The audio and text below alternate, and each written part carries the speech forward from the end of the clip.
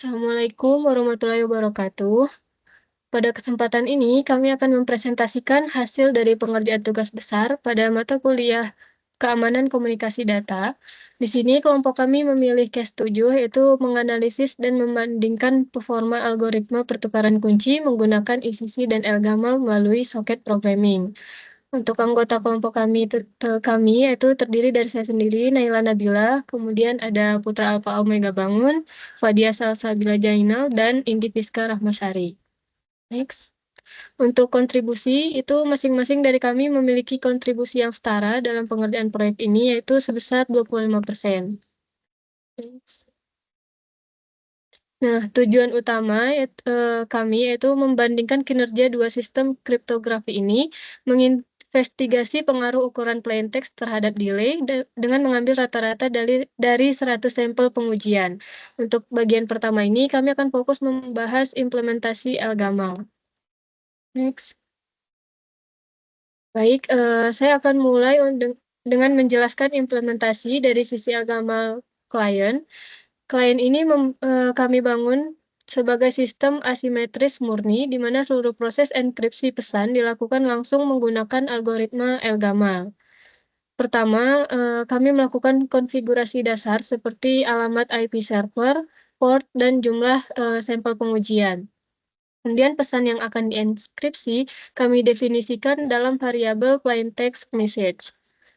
Kemudian dalam alur utamanya, klien akan terhubung ke server dan menerima kunci publik. Kunci publik inilah yang akan menjadi dasar untuk proses enkripsi.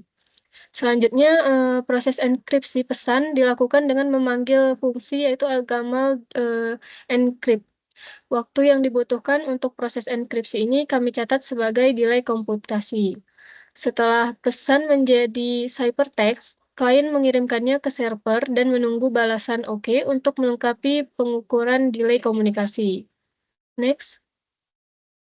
Nah, yang terakhir itu pada blok finali, kode akan secara otomatis menghitung nilai rata-rata dari 100 sampel delay yang sudah dikumpulkan. Kemudian hasil rata-rata inilah yang akan kami gunakan untuk analisis.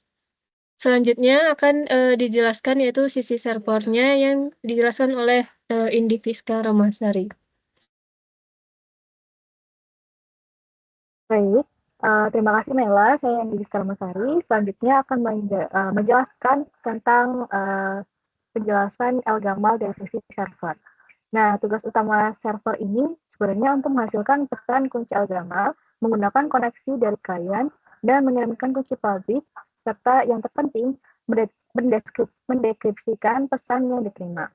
Nah, lalu pada slide di sini itu akan menunjukkan code di mana saat server dijalankan, kunci publik dan privat Elgamal yang dibuat hanya sekali. Lalu kunci ini akan diteruskan selama server berjalan, di mana server kemudian masuk ke model streaming dan menunggu koneksi dalam sebuah loop menggunakan sintaks while true agar dapat melayani klien secara berkelanjutan.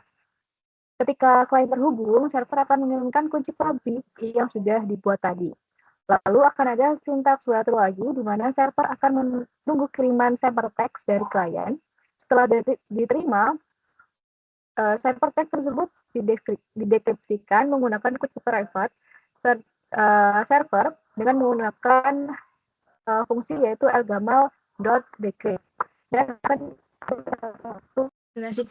kami menggunakan plain text yaitu berukuran 18 bytes. Nah, selanjutnya saya akan menjelaskan hasil runningan dari program klien dan server yang akan kami jelaskan secara bersamaan. Di mana dari sebelah kiri adalah output dari sisi klien, terlihat proses pengukuran delay untuk setiap sampel dan diakhiri dengan rekapitulasi hasil rata-rata.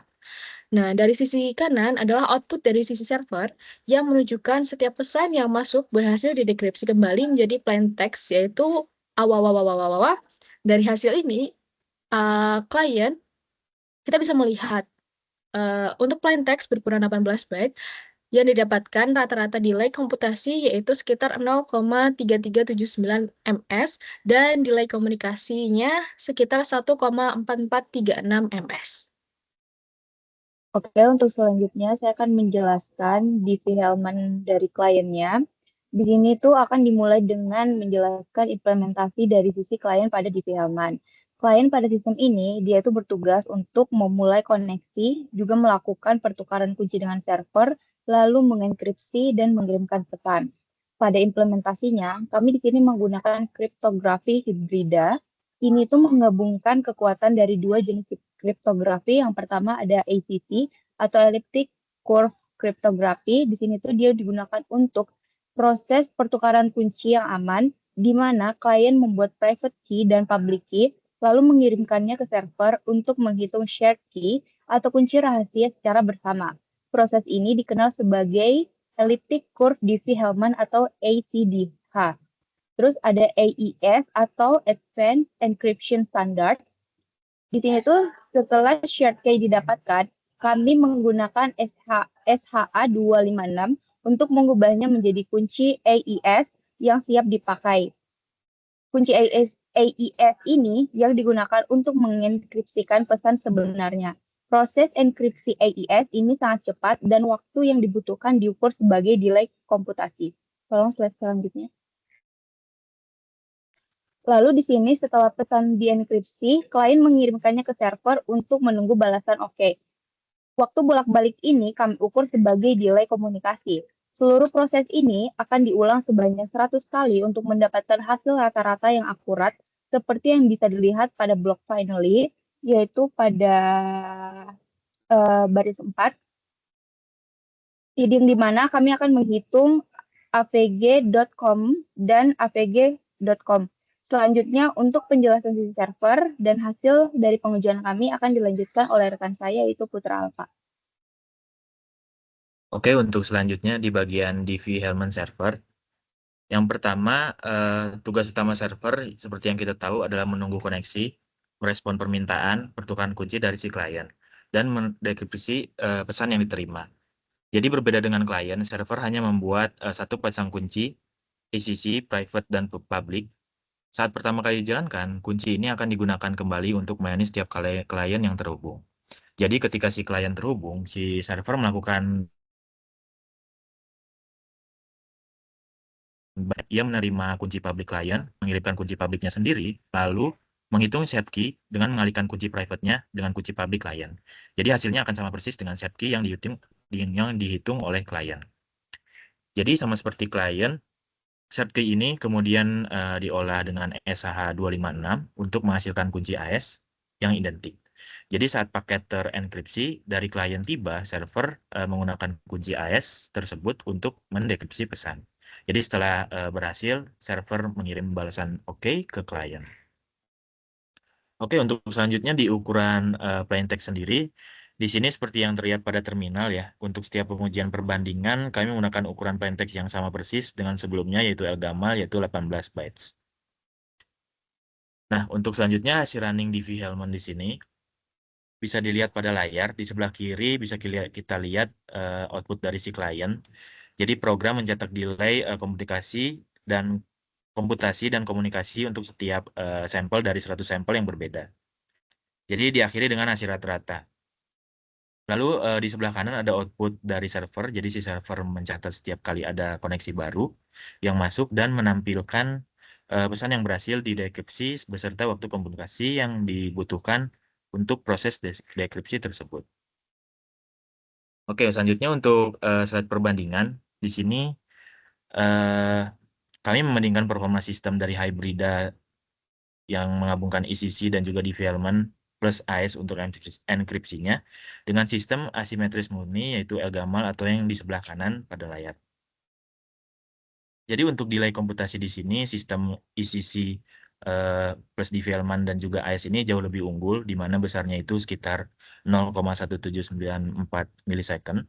Sementara Elgamal sebelumnya membutuhkan waktu 0,3042 milisecond, yang artinya sistem hibrida pada ECC kami hampir 1,7 kali lebih cepat daripada si Elgamal sebelumnya. Jadi ini karena enkripsi data utama dilakukan oleh AES yang sangat efisien. Dan untuk selanjutnya untuk delay komunikasi sama delay komunikasi di sini untuk si DV Hellman ini sedikit lebih cepat, yaitu sebesar 1,0203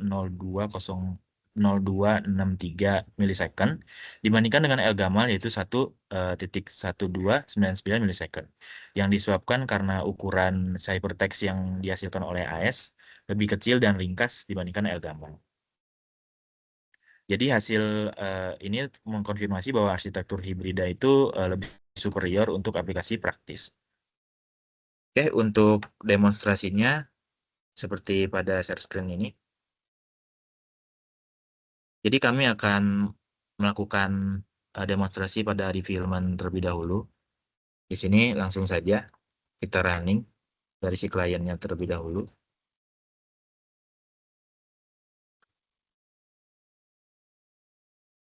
Oke.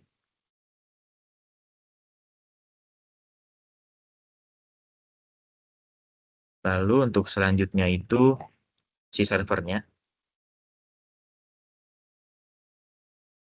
Server. Oke, yang kami testing ini yang pertama dari si Elgamalnya, di mana yang server duluan yang kami jalankan untuk menerima pesan dari si klien. Nah, di sini menghasilkan kunci public dan private Elgamal. Jadi si server menghasilkan kunci public dan private Elgamal. Lalu si klien akan menjalankan. Dan bisa kita lihat di sini sampel akan mengulangi sampai 100 percobaan. Di sini bisa terlihat juga komputasi delay sama komunikasi delaynya. Nah, didapatkan hasil rata-rata untuk delay komputasi sekitar 0,2509 milisecond dan juga komunikasi atau round tripnya di sekitar 0,9107 milisecond untuk di sisi klien, dan untuk di sisi server sesuai dengan plain text-nya yaitu seperti pada layar. Nah, di bawahnya juga terdapat delay-delaynya untuk setiap pesan yang terkirim. Maka dari itu ini untuk si Elgamal. Dan untuk selanjutnya kami akan melakukan percobaan di sesi Diffie-Hellman yang menggunakan elliptic curve cryptography.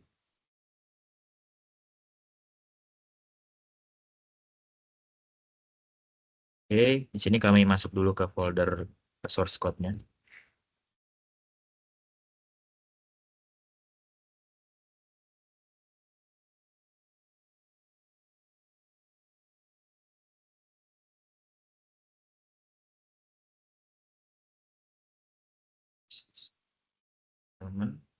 Oke, kita sudah masuk ke dalam foldernya. Yang sebelah kanan juga sama. Oke, yang pertama kita running dulu seperti biasa servernya terlebih dahulu. etcdh server.py. Oke, di sini juga dia membuat kunci private dan kunci public untuk server. Dan juga kita running di bagian kliennya. Oke, di sini sama seperti sebelumnya, dia akan mengulangi iterasi sampai 100 dan juga akan terlihat komputasi delay-nya dan juga komunikasi delay-nya. Oke, bisa dilihat di sini total sampel yang diambil 100 dan ukuran plain text-nya sama seperti Elgamal sebelumnya, yaitu 18 bytes, di mana rata-rata delay komputasinya sekitar 0,1970 milisecond, dan juga rata-rata delay komunikasinya sekitar 2,0035 milisecond, yang menandakan bahwa sistem dari si ECC Diffie-Hellman ini lebih unggul daripada si Elgamal. Oke, mungkin sekian dari presentasi pada kelompok kami. Kurang lebihnya mohon maaf. Terima kasih.